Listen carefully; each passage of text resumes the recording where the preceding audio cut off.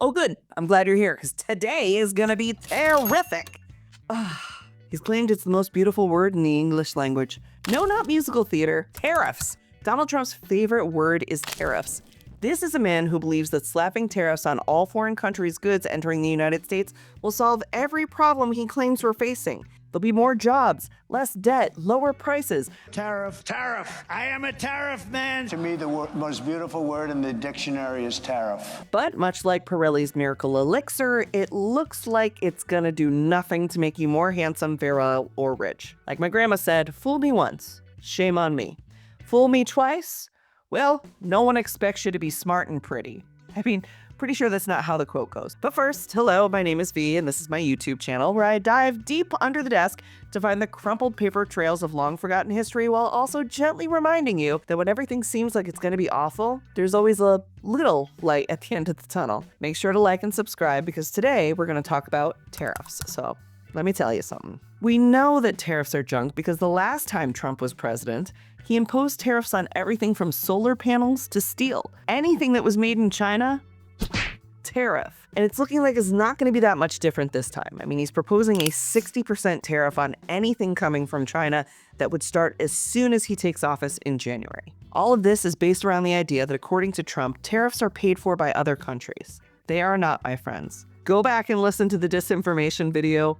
This is just not true. This is a blatant lie. That's why we are being bombarded by headlines like, quote, why Trump's tariff proposals have some business owners worried, or meet the Americans stocking up on cars, skincare, and toilet paper ahead of Trump's potential trade restrictions, or the most sobering, you will pay for Donald Trump's tariffs. Here's proof. When a product is shipped from another country, that's called exporting. They are exporting, sending the product out to someplace else. And they're only doing that because on the receiving end of the deal, they've negotiated a price with the importer, the person receiving the product. So when that product lands in port, that importing country makes the payment. COD, cash on delivery. The money is due upon product landing in the country that bought it. The tariff is a tax that is not applied to the export until it lands on the country that bought it. And if that doesn't make total sense to you, why isn't the tariff applied when it leaves the dock in China? Why is it only applied when it gets here? It's because China is shipping stuff all over the world, okay? And each country has the right to set their own tariffs and taxes. So a product that came from China that costs $1 when it lands in Australia could cost $3 in California. And it's not because it had to go a little bit more in the Pacific Ocean. It's because Australia does not have as many taxes or tariffs. Tariffs are like a junk fee, basically. They don't pay that on top of the cost of the goods. And in California, under Trump, because of the tariff, which you could think of as a Trump tax on goods arriving from other countries, that same product will cost more. And who covers that higher cost? You, me, and everybody else that's considered a consumer in the United States. So everyone, we started a whole ass rebellion against tariffs. The Boston Tea Party? That wasn't about tea. It was about the fact that the tea was more expensive for people living in the Americas than it was for people living in England. And we saw how that went, right? People still reenact the Boston Tea Party to this day. But the second most important question you may be having right now is V, you're spitting right now, thanks for all of this, but why would tariffs exist at all if they were this bad? Surely we would have moved on from them years ago. There must be some reason for tariffs. There must be some history that we can look to as to why we have tariffs today. And I'm sorry, pals, but unfortunately your government is about to be as forgetful at history as they are intentionally secretive about the truth of our history. It is a bad combo. The whole, I do not recall and I will not tell the truth, that's them, man. And those folks write our textbooks. So we probably all have some catching up to do. I've got you covered though, okay? Today, we're gonna go over not only what a tariff is, but why historically they've been very, very bad for the country and will undoubtedly get worse as Trump turns the clock back on laws that we've had for decades that protect consumer pricing. For the sake of winning any argument with anybody about tariffs, you can simply say, tariffs are taxes and everyone hates taxes, right? And tariffs are taxes. It's a tax that a country puts on goods that arrive to that country from another country. Now, we might get a little heady here, but don't worry, you don't need to write all of this down. You just need to have heard all of these terms I'm going to use a few times so you can understand them as they pop up in conversation. There's going to be no test at the end of this one, okay? Now, there are a few different kinds of tariffs. A unit. more commonly known as a specific tariff. A specific tariff is a tax imposed directly onto one imported good and does not depend on the value of that imported good. So Trump could say, every PlayStation or iPhone that is coming into the United States from China, I'm going to put a $300 flat tariff on each unit, making that unit, that iPhone or that PlayStation, $300 more expensive when it lands in the United States as opposed to when that same exact PlayStation or iPhone lands in Japan. Japan is known to have some of the lowest tariffs in the world. Things are cheaper for them there. Another kind of tariff, and honestly the most common one, is an ad valorem, which is a proportional tariff. It's likely the one that you're going to hear about the most. A 10% ad valorem tariff, for example, means that each price gets a 10% tax added to the price. Okay, so you either have it like on the unit or you have it on like the whole ship. Every single thing on the cargo ship, bang, 10% more expensive simply because of the Trump tax. What have we learned? Tariffs are Trump taxes. They are Trump taxes on all products landing in the United States. That's it. They can be, and often are, way more complicated than that. But at its core, a tariff is an additional tax to build up some extra revenue for the government. And the annoying part is, they disguise this little money grab as protecting industry. Oh, well, if we put a tariff on, I don't know, Chinese steel, then we will have to produce more steel in America, and more people will buy American. Except that never happens. And there are some products that Trump wants to tax with tariffs that we don't even grow here. So we could never replace the industry of, for example, coffee, chocolate, minerals needed to make like semiconductor chips and other software. So why do we do this to ourselves? Tariffs are, unfortunately, still very normal in global trade society, and virtually every country uses them in some form, because that concept of protectionism that tariffs were originally created to enforce is very out of touch. And lawmakers in Washington, D.C. will read the definition of tariffs at you and say, tariffs are supposed to be paid by the importer, the guy at the dock or the company importing the good to sell to you and not passed on to the customer. They are supposed to pay it themselves, and they're supposed to pay it so that they really try to buy American first. That never happens. We're not dumb. When has a company ever, in the last 30 or 40 years, been held accountable to what they should do, or stopped from nickel and diming the American public? Tariffs increase the price you, the consumer, pay, period, the end. That's the truth of the way we live nowadays. Whether tariffs were intended to be some other thing for economists, it's not anymore. And economists have been pretty uniform in their beliefs for centuries that any sort of trade barrier or tariff can negatively affect an economy. Which brings me to the last type of tariffs we will learn about today, retaliatory tariffs. It's when a country imposes its own tariff as a sort of revenge for being targeted. Now think back to 2018 when Trump's White House imposed tariffs across the board on all nations exporting to the United States. We saw retaliatory tariffs emerge from China, the European Union, and many more countries, because it's not a one-way street. The United States exports a ton of stuff around the world that fuels our economy. We need fair trade with other countries to ensure that we remain the guy to buy from when it comes to things like corn, soy, cars, machinery, pharmaceuticals, aerospace equipment, guns, military equipment. Okay, I know. Darren Joy, an economics professor at USC Dornsife, pointed out, in total, these retaliatory tariffs, aka China saying, okay, you put a tariff on me, I put a tariff on you, affected around $121 billion of US exports, escalating negative impacts on our economy. And I can see you right now being like, V, I'm so mad. You got my blood pressure up again. Why do I even watch this show? Is there anything we could do to stop tariffs? Why did we even have them in the first place? Yes and yes. So, as this is a history show, let's take a quick look back. Roads? Well, we don't need roads. Tariffs have been around for a really long time, and we use them in the United States since at least the 18th century. Most of our revenue in the early founding of the United States was generated from tariffs until the ratification of the 16th Amendment in 1913, which created income tax. But back in 1789, the very first Congress coined the Tariff Act. Now, there were two goals with this act. One, to promote trade and raise revenue for the federal government. Raise money for the federal government. Just in case you're wondering who gets that tariff, it ain't us. Jeffrey Barsh at MarketWatch points out that the act started simple, with most goods entering the United States being subjected to a 5% tariff. whatever. But as time went on, the tariffs got really out of control. Quote, in some years, tariffs funded as much as 95% of the government's annual budget. Back in 1828, a bill was passed that made tariffs potentially as high as 50%. This was the largest increase ever, and it split the country in half. I mean, 1828, the country was already starting to split on the issue of, like, not just tariffs, but is it okay to own a person? And the North, which housed much of the industry and factories, argued that higher tariffs meant more domestic jobs because people didn't want to pay for finished goods like clothing or machinery if they were going to have to pay that import tax on them.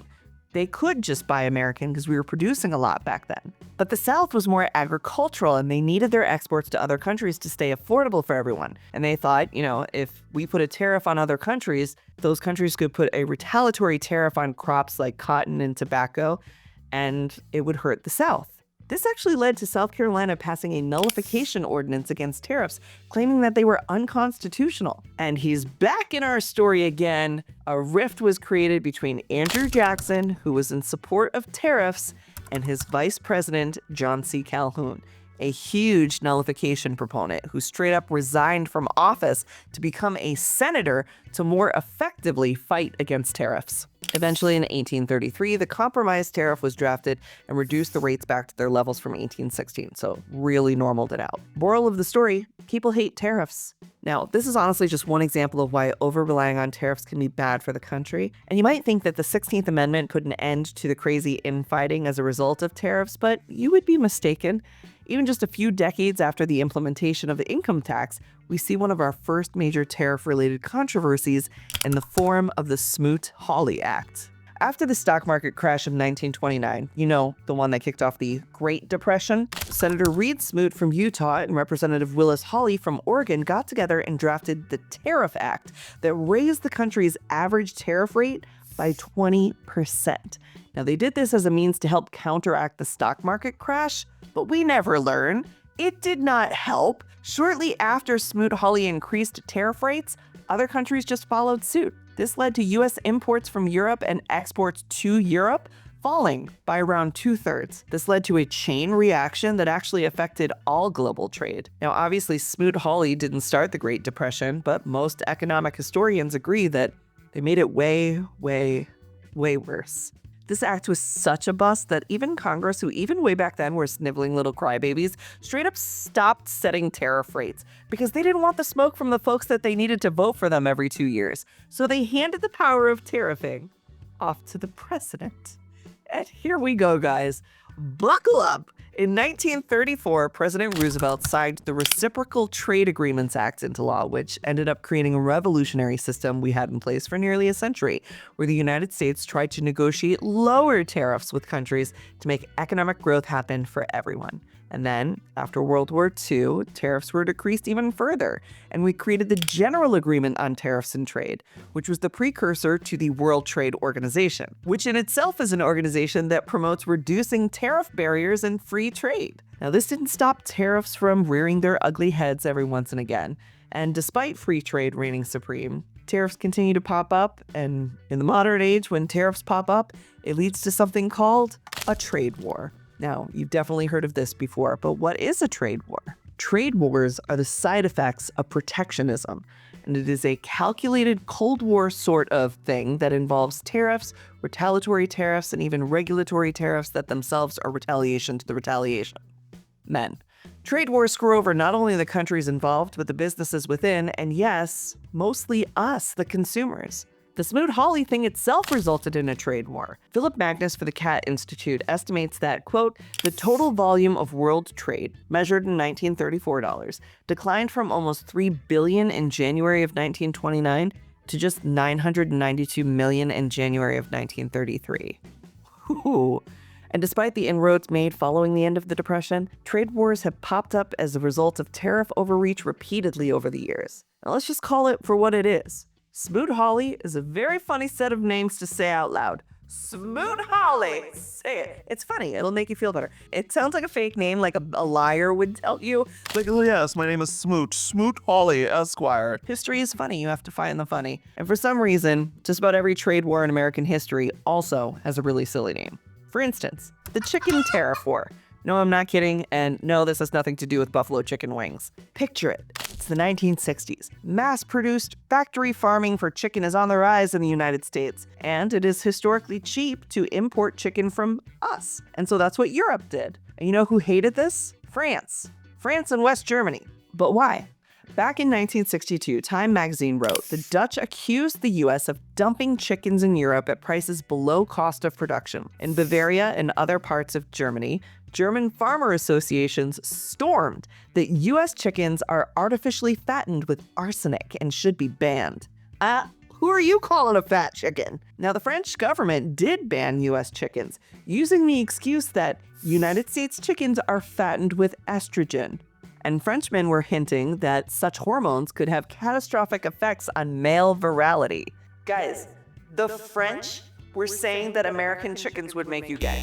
This is one of my favorite stupid things from history, okay? It's right up there with when Alex Jones said chemicals in the water were making the frickin' frogs gay. We gotta stop giving men microphones and stop lying about which delicacies will make you gay, I guess. I don't know. I digress. Back to the chicken trade war. None of these reasons to avoid American chicken were valid. Okay, they were all lies, they were all disinformation. But post-World War II, Europe wanted folks to buy locally. Even though chicken was way more expensive over there because they were rebuilding their nations, they needed to find a source of national pride again. And nothing brings people together like hating the same thing and a scrumptious chicken dinner. In this case, hating American chicken and having your own European chicken seems to have healed Europe. But Europe's foul accusations certainly ruffled a few feathers in the United States. The US retaliated by placing a 25% tax on Volkswagen buses, French brandy, potato starch, dextrin, and these things called light trucks. To make a long story short, the tariffs ended up screwing like everybody up for a couple of years, but the retaliatory tariffs ended up beginning negotiations to end the unfair tariffs. Now, unfortunately, the so-called chicken tax remains in effect for light trucks even today, with the Japanese auto industry of all people being affected the most. There was also a series of incredibly convoluted events in the 90s known as the Banana Wars.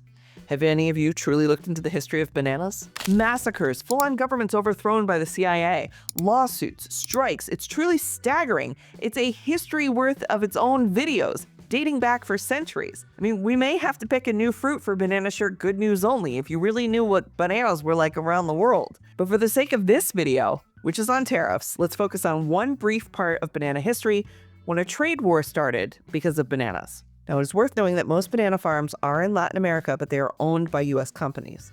After World War II, Chiquita was the main provider of bananas in Europe, sending most of its supply to Germany. Great Britain and France also bought Chiquita bananas, but overall, they had a preference for bananas that were grown in their former colonies of Africa, the Caribbean, and the Pacific, the ACP countries. Now, it's important to note that until 1986, Chiquita had banana farms in these places, but that changed when they sold their British subsidiary, and they were the main marketer of the ACP bananas, so they kind of lost out there. This would be a move Chiquita would really regret when in 1993, the newly created European Union made an official policy on bananas.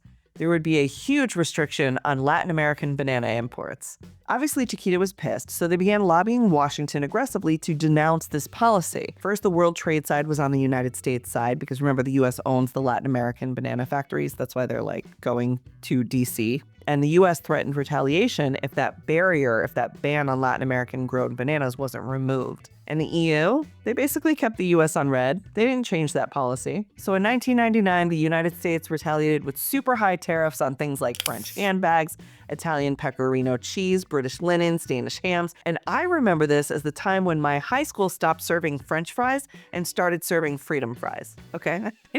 It's worth noting that in some cases, tariffs were 100% on products coming from Europe, meaning a $10 ham would be $20, a $100 bag would be $200, and so on. It's like nuts. Meanwhile, Chiquita lost a third of its European market in just 3 years, while Dole quietly worked around the policy and expanded its market share. The legal battles that came as a result of the Banana Wars stretched out until 2012. As former Secretary of State Madeleine Albright once said, "Never in my life I thought I would spend so much time on bananas. It was a huge deal that saw global impact on the economies everywhere." But if you thought that was bananas, let's talk about the case that negatively affected the United States more than most. George W. Bush's 2002 steel tariff. Okay, so not all the trade wars have a fun name. Bush was too busy giving his creative names away to things like the War on Terror or No Child Left Behind, I guess. But with this particular trade war, we were coming off of decades of stagnation in the US steel industry where Bush thought, hey, what if I throw some temporary tariffs on steel imports? Maybe somewhere in the league of, 8 to 30%? Yeah, this did not go well for W. Okay, the EU retaliated with their own tariffs on Florida oranges and American cars, just to name a few. It also turns out that the United States was in violation of tariff rate commitments, which led to W having to end the tariffs after just 18 months, and it cost the United States far more jobs than it ever saved. An analysis by the Washington Post puts it this way: the result of Bush's tariffs was a $30 million hit to the economy, according to a lengthy government report from the U.S. International Trade Commission in 2003. Studies by outside groups conclude that the United States lost jobs because of the move. The employment gains in factories that make raw steel were far outweighed by job losses in other industries, especially at companies that take raw steel and make it into parts for cars or appliances. To put this another way, it cost about $400,000 per job saved in the steel industry. Why is it so important to know the negative effects that these trade wars have had on the world? Because that's what happened when we had presidents who understood the damaging effect of overusing tariffs. For the last 8 years, we've had a pair of presidents who have extended the use of tariffs.